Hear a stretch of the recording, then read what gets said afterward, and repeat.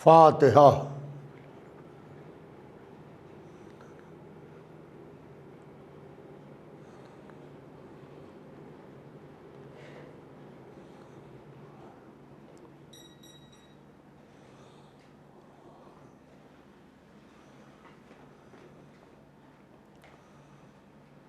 اعوذ باللہ من الشیطان اللعین الرجیم، بسم اللہ الرحمن الرحیم، الحمد للہ رب العالمین، والصلاة والسلام علی سیدنا وشفیعنا ونبینا ومولانا ابی القاسم محمد وآلہ الطیبین الطاہرین المعصومین المظلومین، ولعنۃ اللہ علی اعدائہم وقتلتہم وغاصب حقوقہم ومنکر فضائلہم اجمعین من یومنا ھذا الی یوم الدین، اما بعد فقط قال سبحانہ تبارک و تعالی فی کتاب المجید وفرقان الحمید وقول الحق، بسم اللہ الرحمن الرحیم، ان الدین عند اللہ الاسلام۔ عزیزان محترم، قرآن پاک میں ارشاد رب العزت ہو رہا ہے کہ یقیناً دین اللہ کے نزدیک اسلام ہے۔ اسلام دین خدا ہے جو اس دنیا میں انسان کو انسان بنانے کے واسطے آیا۔ اسلام مسلمان بنانے نہیں آیا، بلکہ اسلام انسان بنانے آیا۔ عزیزان محترم، کچھ لوگوں کا یہ تصور ہے، کچھ لوگوں کا یہ خیال ہے کہ اسلام تلوار سے پھیلا، تو یہ تصور، یہ خیال بالکل غلط ہے کہ اسلام تلوار سے پھیلا۔ جو تلوار سے پھیلی وہ حکومت تھی، جو اخلاق سے پھیلا وہ مذہب تھا، جو کردار سے پھیلا وہ مذہب تھا، جو اخلاق و کردار سے اور علم سے پھیلا وہ مذہب تھا۔ اسلام تلوار سے نہیں پھیلا، اسلام گلے کاٹ کر نہیں پھیلا، اسلام لوگوں کے گھر لوٹ کر نہیں پھیلا، اسلام ماؤں کی گودیاں اجاڑ کر نہیں پھیلا، اسلام عورتوں کا سہاگ لوٹ کر نہیں پھیلا۔ اصل میں حکومتوں نے اپنی حکومتوں کے نام اسلام رکھ لیے تھے، کام وہ سارے حکومتوں والے کرتے تھے، بدنامی اسلام کی جھولی میں جاتی تھی اور بدنامی اسلام کی طرف جاتی تھی، اور لوگ یہ سمجھتے تھے کہ یہی پورا اسلام ہے۔ عزیزان محترم، اکثر لوگ یہ بھی کہیں گے کہ پھر یہ جنگیں کیا ہیں جو جنگیں ہوتی ہیں آپ کے یہاں؟ جہاد ہے، بدر، احد، خندق، خیبر، جمل، صفین، حنین، جس کو معصومین کی سربراہی میں لڑا گیا اور تلوار چلی۔ تو عزیزان محترم، یہ ہمارے یہاں جہاد ہے، یہ ہمارے یہاں جہاد ہے، اور جہاد اس لیے ہوتا ہے کہ دین کی زندگی کو اور انسانیت کی زندگی کو بچانے کے واسطے جہاد ہوتا ہے، انسانیت کی زندگی کو بچانے کے واسطے جہاد ہوتا ہے، اور مذہب کی زندگی کو بچانے کے واسطے جہاد ہوتا ہے۔ عزیزان محترم، میں اپنے والد سرکار خطیب اکبر مولانا اطہر صاحب کا ایک جملہ پیش کرنا چاہتا ہوں۔ وہ یہاں پر فرماتے تھے کہ جنگ کیا ہے، جہاد کیا ہے۔ جنگ و جہاد بالکل اسی طریقے سے ہے کہ وہ فرماتے تھے کہ جیسے کوئی بدماش کسی کو چھرا مارے تو اس کے ہتھکڑی پہنائی جاتی ہے، اس کو پولیس گرفتار کرتی ہے، اگر مرڈر ہو گیا تو 302 لگتی ہے، اگر مرڈر نہیں ہوا تو اٹیمپٹ ٹو مرڈر کا کیس چلتا ہے، اور وہی چھرا جو بدماش سڑک پر مار رہا ہے، وہی چھرا ڈاکٹر او ٹی کے اندر، آپریشن تھیٹر کے اندر لگا رہا ہے، اور وہ بھی پیٹ چاک کر رہا ہے، وہ بھی سینہ چاک کر رہا ہے۔ مگر جب ڈاکٹر چھرا چلاتا ہے تو زندگی کو بچانے کے لیے، اور جب بدماش چھرا چلاتا ہے تو زندگی کو لینے کے واسطے۔ یہی جہاد میں اور جنگ میں فرق ہے عزیزان محترم، کہ جہاد میں جانیں بچائی جاتی ہیں، جنگوں میں جانیں لی جاتی ہیں۔ لہذا جو وارث جہاد تھا، اللہ نے اسی کے لیے آسمان سے اسلحہ بھیجا، اور اللہ نے آسمان سے اسی کے لیے ذوالفقار بھیجی کہ جو وارث جہاد ہے، اور جب وہ تلوار چلائے گا تو 70 نسلوں کو دیکھ کے چلائے گا۔ علی کی تلوار جب چلتی تھی تو 70 نسلوں کو دیکھ لیا کرتی تھی کہ کون کون ایسا تو نہیں ہے کہ اس کی نسل میں کوئی مومن آ رہا ہو تو اس کو چھوڑ دیا کرتے تھے۔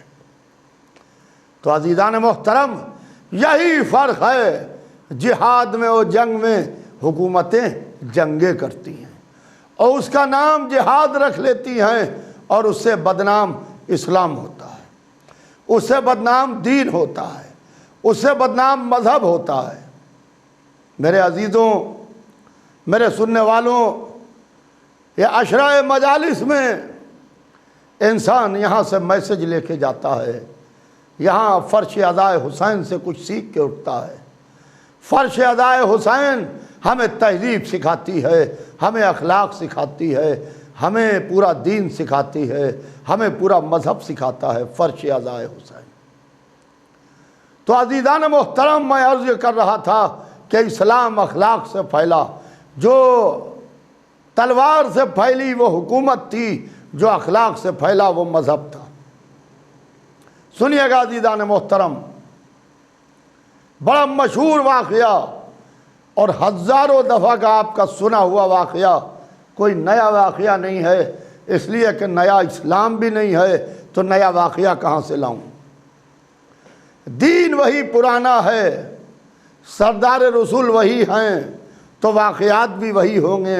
مگر محرم آ کے بچوں کو ہر سال واقعات سنا کے ہم پھر اس طریقے سے ایک میسج دیتے ہیں، ایک پیغام دیتے ہیں، تاکہ ان کے ذہن میں اسلام کی شبیہ صحیح بیٹھے اور ان کے ذہن میں اسلام کی تصویر صحیح پہنچے، اور وہ حکومتوں والا اسلام نہیں بلکہ محمد والا اسلام لیں۔ عزیزان محترم، بڑا مشہور واقعہ کہ مکے میں رسول اللہ گزرتے ہیں، ایک عورت ہے وہ سر پر کوڑا پھینکتی ہے۔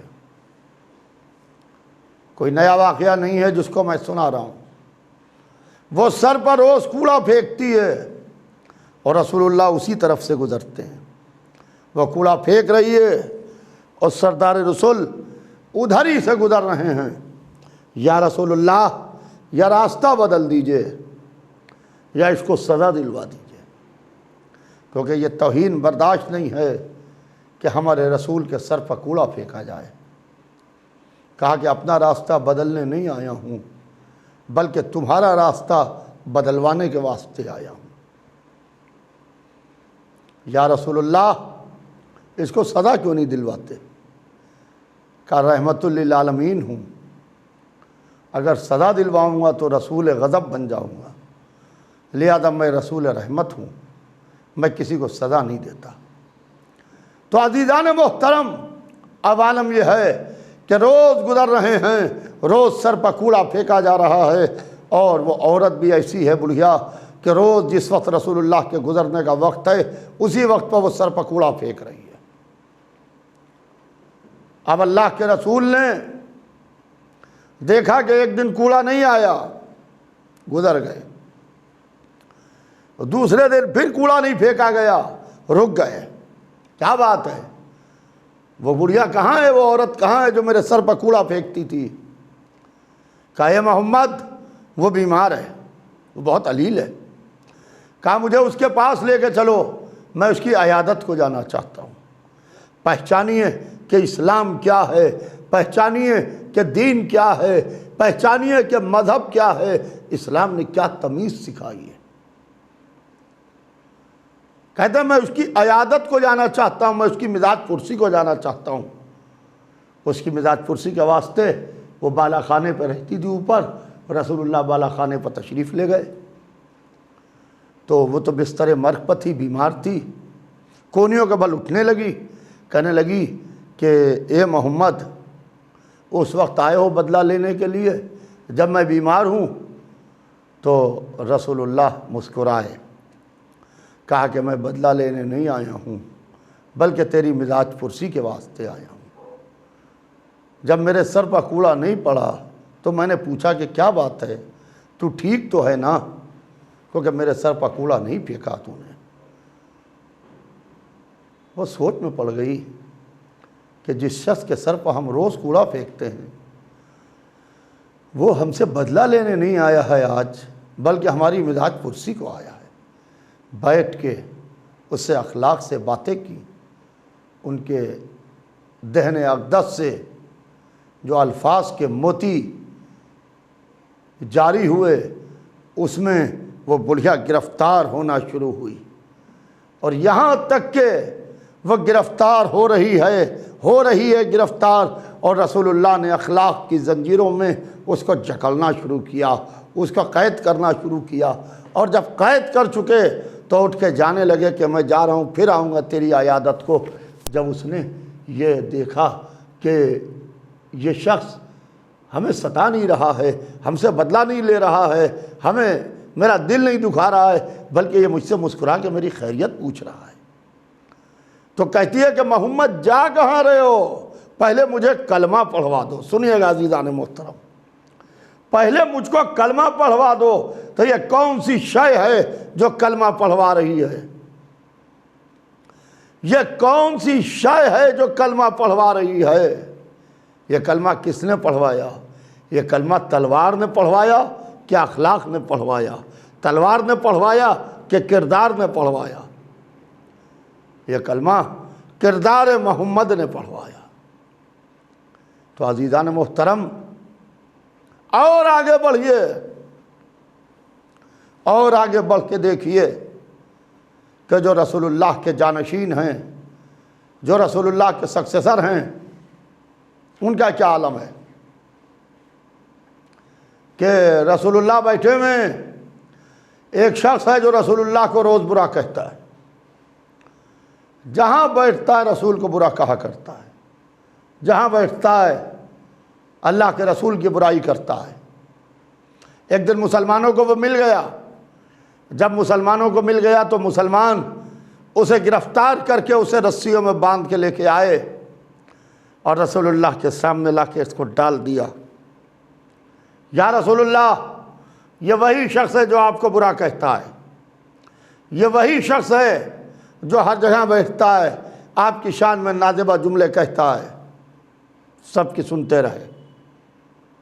اب لوگ بولے کہ یا رسول اللہ ہم اس کے ہاتھ کاٹ دیں، یا رسول اللہ ہم اس کے پیر کاٹ دیں، یا رسول اللہ ہم اس کی گردن کاٹ دیں، یا رسول اللہ ہم اس کے آدھا ٹکڑے ٹکڑے کر دیں۔ سب کی سنی، مسکرائے، کیونکہ رسول رحمت ہے نا۔ مسکرائے، علی کو بلایا، یا علی یہاں آؤ۔ علی آئے، کہا یا علی تم اس کی زبان کاٹ دو۔ سنیے گا عزیزان محترم، یا علی تم اس کی زبان کاٹ دو۔ علی ابن ابی طالب نے رسول اللہ نے حکم دیا کہ زبان کاٹ دو، تو انہوں نے اس بندھے ہوئے انسان کو پکڑا جو محمد کا مخالف ہے، مسجد کے باہر لائے جہاں مولا علی کا اونٹ بندھا ہوا تھا، اس کو کھولا اور کھول کے کہا کہ دیکھ یہ میرا اونٹ ہے، اس کے اوپر بیٹھ اور اپنے قبیلے میں جتنی تیزی سے بھاگ سکتا ہے بھاگ جا۔ وہ لوگ جو تماشا دیکھنے گئے تھے انہیں دیکھنے کو تماشا نہ ملا تو وہ بہت پریشان ہوئے، کیا بات ہے، محمد نے تو کہا تھا ان کی زبان کاٹ دو، علی نے تو اپنا اونٹ بھی دے دیا، اس کو وہاں سے بھگا بھی دیا۔ لوگ دوڑے ہوئے رسول اللہ کے پاس آئے، وہ ادھر بھاگا، یہ ادھر چلے۔ یا رسول اللہ آپ نے کہا تھا زبان کاٹ دو، کہا ہاں۔ کہا یا رسول اللہ علی نے زبان نہیں کاٹی۔ کہا کیوں نہیں کاٹی؟ کہا کہ انہوں نے تو اپنا اونٹ بھی دے دیا، آپ نے زبان کاٹنے کو کہا تھا۔ کہا ہمارا مقصد تم سمجھے ہی نہیں سوائے علی کے۔ کہ یہ تو رک کے ایک جملہ کہیں کہ جو رسول کی زندگی میں رسول کی نہ سمجھتے ہوں، رسول کے بعد رسول کی کہاں سے سمجھ جائیں گے؟ رسول اللہ کے بعد رسول کی کہاں سے سمجھ جائیں گے؟ مولا علی آئے، کہا کہ دیکھو میرا مقصد علی سمجھ گئے، اب تم لوگ جاؤ۔ سب واپس چلے گئے۔ کہا تھا کہ اس کی زبان کاٹ دو۔ دوسرے دن پھر وہی شخص جس کو آج رسیوں میں جگڑ کے لایا گیا تھا، وہ اپنے پیروں سے چلتا ہوا رسول اللہ کے سامنے آ رہا ہے۔ رسول اللہ کو سلام کیا، کہا کہ اے محمد، جب سے آپ نے مجھے علی کے حوالے کیا اور میں نے ان کا کیریکٹر اور کردار دیکھا تو مجھے نیند نہیں آئی، میں پوری رات جاگا ہوں، اور میں نے پوری رات جاگ کے آپ کی مدح میں ایک قصیدہ کہا ہے، وہ آپ کے سامنے پیش کرنا چاہتا ہوں۔ اس نے مدح محمد میں قصیدہ کہا، قصیدہ بنو سعد۔ عزیزان محترم، آج بھی لائبریریز میں دستیاب ہے دنیا بھر کی، کہ محمد کے سامنے محمد کی مدح میں قصیدہ پڑھ رہا ہے تو کیا غلط کہا تھا کہ اے علی اس کی زبان کاٹ دو، یعنی وہ والی زبان کاٹ دو جو محمد کو برا کہتی ہے، وہ والی زبان دے دو جو محمد کی تعریف کرتی ہے۔ عزیزان محترم، اسلام اخلاق سے پھیلا ہے، اسلام کردار سے پھیلا ہے، اسلام ہیومینٹی سے پھیلا ہے، اسلام گلے کاٹ کے نہیں پھیلا ہے۔ اگر اس کی گردن کاٹ دی جاتی، اس کی زبان کاٹ دی جاتی، مر تو جاتا وہ، مگر اس کے چاہنے والے جتنے بھی تھے، یا جب تک وہ زبان کاٹنے کے بعد بھی زندہ رہتا، محمد کی برائی لکھ کے کرتا رہتا۔ عزیزان محترم، اور آگے بڑھیے، آج گفتگو یہی ہو رہی ہے، اور وقت کی رفتار بھی بہت تیزی سے آگے بڑھ رہی ہے، ایام عزا کے دن بھی بہت تیزی سے آگے بڑھ رہے ہیں۔ میرے پاس وقت بہت کم ہے کہ ایک جنگ میں مولا کائنات ہیں، ان کے مد مقابل ایک دشمن آیا ہے، اس کے بھی ہاتھ میں تلوار ہے، مولا علی کے ہاتھ میں بھی تلوار ہے، دونوں کے ہاتھ میں تلوار ہے، یا یہ اسے قتل کر دے یا وہ اسے قتل کر دے۔ تلوار سے تلوار ٹکرائی، سنیے گا، تلوار سے تلوار ٹکرائی، اور جب تلوار سے تلوار ٹکرائی تو اس کی تلوار ٹوٹی جو علی کے مد مقابل میں تھا۔ جب اس کی تلوار ٹوٹی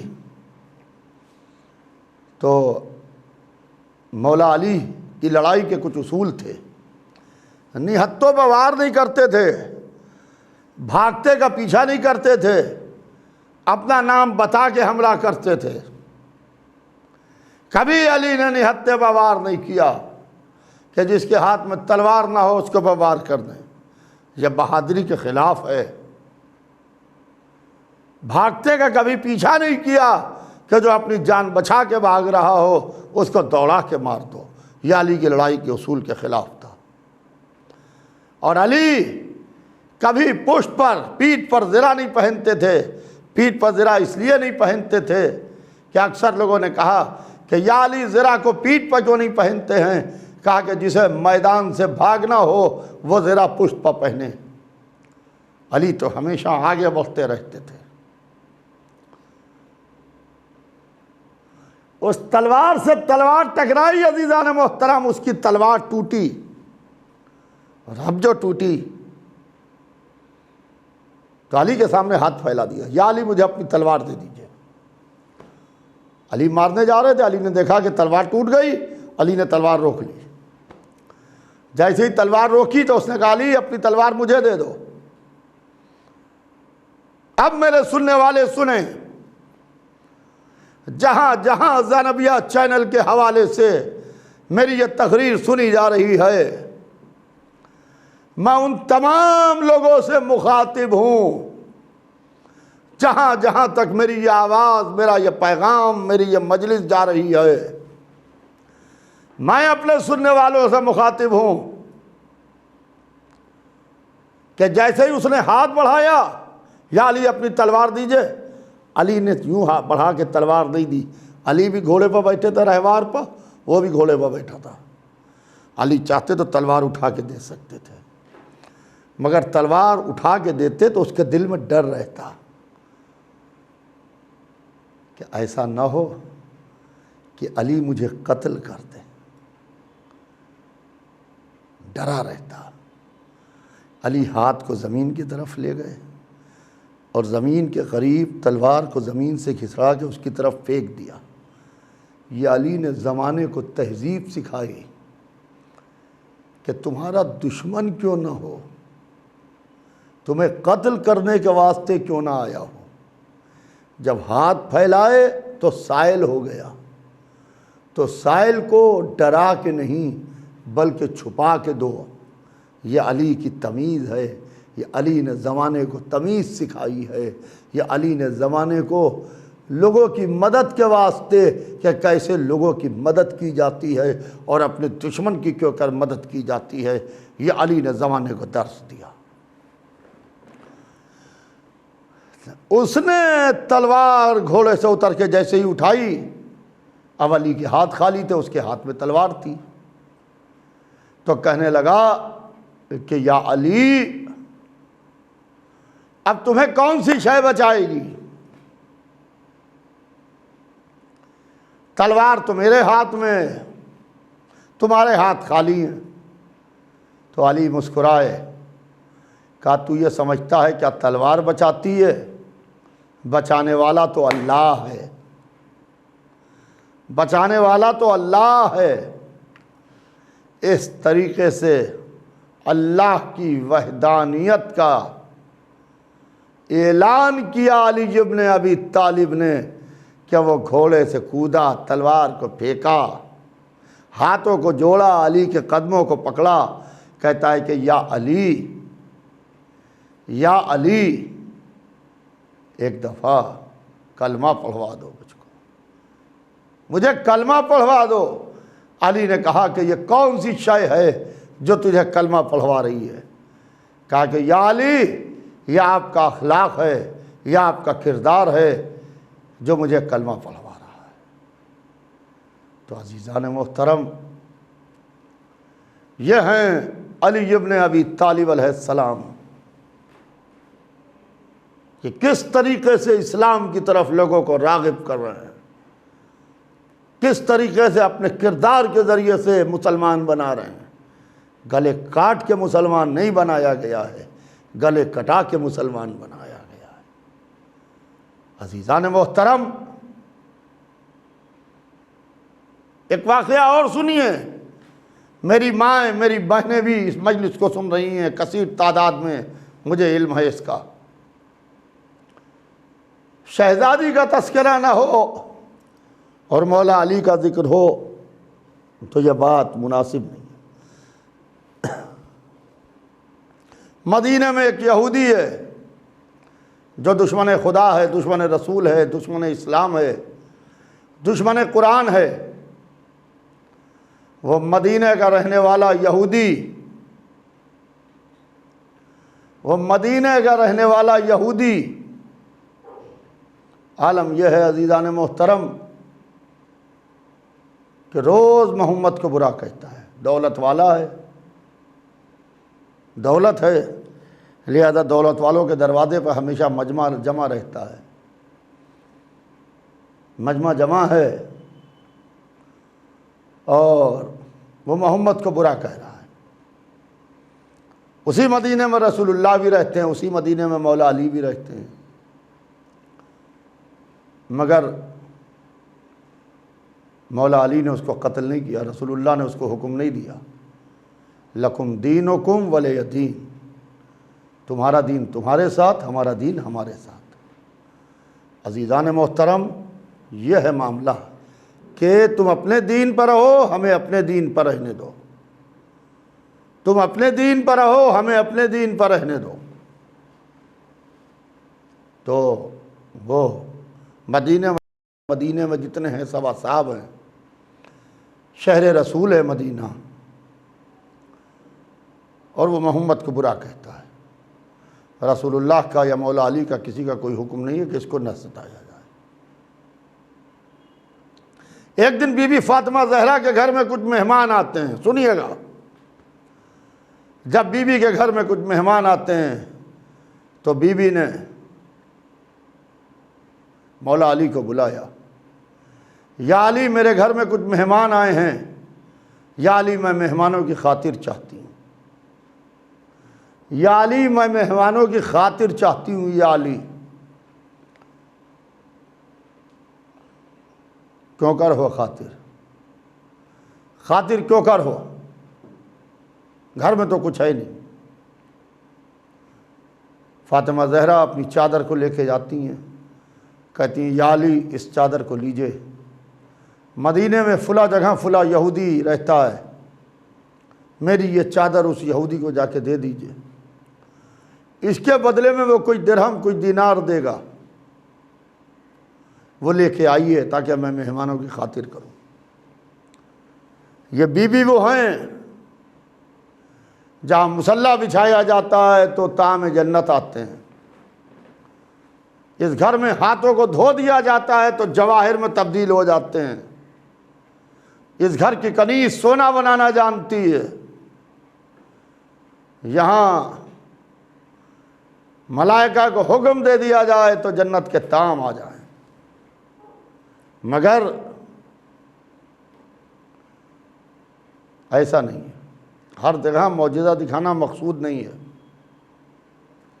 یہاں دلوں کو بدلنا مقصود ہے کہ دلوں کو کیوں کر بدلا جائے، دلوں کو کیوں کر تبدیل کیا جائے، کس طریقے سے اسلام کی طرف موڑ کے لایا جائے، اپنے اخلاق کے ذریعے سے، اپنے کردار کے ذریعے سے، اپنے کیریکٹر کے ذریعے سے۔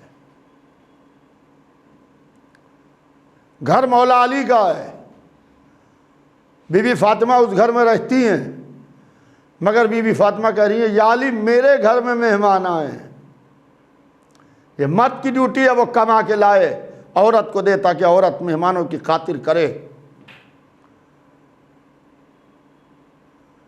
مگر فاطمہ معصومہ ہیں، علی معصوم ہے، معصوم جانتا ہے معصومہ کیا کہہ رہی ہیں۔ فاطمہ زہرا کی چادر کو لیا، اپنے ردا میں لپیٹا، لپیٹنے کے بعد آہستہ آہستہ اس یہودی کے دروازے کی طرف بڑھے، وہ یہودی اپنے چاہنے والوں کے جرمٹ میں بیٹھا ہوا ہے، علی کو آتے ہوئے دیکھ رہا ہے کہ آج ابو طالب کا بیٹا ہمارے گھر کی طرف کیوں کر آ رہا ہے۔ علی آگے بڑھ رہے ہیں، اور آگے بڑھے اور آگے بڑھے اور آگے بڑھے، اس کے سامنے آگے کھڑے ہو گئے۔ وہ تعظیم نہیں کرنا چاہتا تھا، گھبرا کے کرسی سے تعظیم کے لیے کھڑا ہو گیا، کرسی چھوڑ کے کہتا ہے کہ ابو طالب کے بیٹے تم نے کیوں کر زحمت کی؟ تو علی نے کہا کہ میں خود نہیں آیا ہوں، بلکہ رسول اسلام کی بیٹی فاطمہ زہرا نے مجھے تیرے پاس بھیجا ہے، فاطمہ نے تیرے پاس بھیجا ہے، ان کے گھر میں کچھ مہمان آئے ہیں اور کھانے کو کچھ ہے نہیں، خاطر کو کچھ ہے نہیں، لہذا انہوں نے اپنی چادر بھیجی ہے، اس چادر کو رکھ لے، اس کے بدلے میں جو بھی اس وقت کا سکہ ہو، درہم و دینار جو بھی ہو، اس کے بدلے میں کچھ دے دے تاکہ مہمانوں کی خاطر ہو سکے۔ سوچ رہا ہے رسول اسلام کی بیٹی کی چادر ہے، سردار کی بیٹی کی چادر ہے، نہ جانے کتنی قیمتی چادر ہوگی، جواہرات ٹکے ہوئے ہوں گے، سونے کے تاروں سے سلی ہوئی ہوگی۔ آج میری دولت مندی کا بھرم رہے گا یا ٹوٹ جائے گا۔ سوچ رہا ہے، سوچ رہا ہے، سوچ رہا ہے۔ عزیزان محترم، ابھی تھوڑی دیر نہ گزری تھی کہ مولا کائنات نے اپنی رضا سے چادر کو نکالا، اور نکالنے کے بعد اس یہودی کے سامنے پیش کیا۔ اس نے چادر کو دیکھا، چادر میں جگہ جگہ سے پیوند لگے ہوئے تھے، جگہ جگہ سے چادر میں پیوند لگے ہوئے تھے۔ تو وہ چادر کو دیکھتا ہے، پھر مولا علی کو دیکھتا ہے، کہتا ہے یا علی تم مجھ سے مذاق کرتے ہو، بھلا سردار کی بیٹی کی چادر ایسی ہوتی ہے؟ تو صاحب نہج البلاغہ بولا کہ ابو طالب کا بیٹا غلط نہیں کہتا، یہ رسول اسلام کی بیٹی کی چادر ہے۔ کانپنے لگا، تھرتھرانے لگا، کہنے لگا یا علی مجھ کو کلمہ پڑھوا دو۔ مولا علی نے کہا یہ کون سی شے ہے جو تجھ کو کلمہ پڑھوا رہی ہے؟ میں تو تجھ سے معاملات کی بات کرنے آیا تھا، میں تو تجھ سے ڈیل کی بات کرنے آیا تھا، ڈیلنگ کرنے آیا تھا، تو کلمہ کیوں پڑھنا چاہتا ہے؟ کہا کہ یا علی ہمیں یہ فاطمہ کی چادر کلمہ پڑھوا رہی ہے۔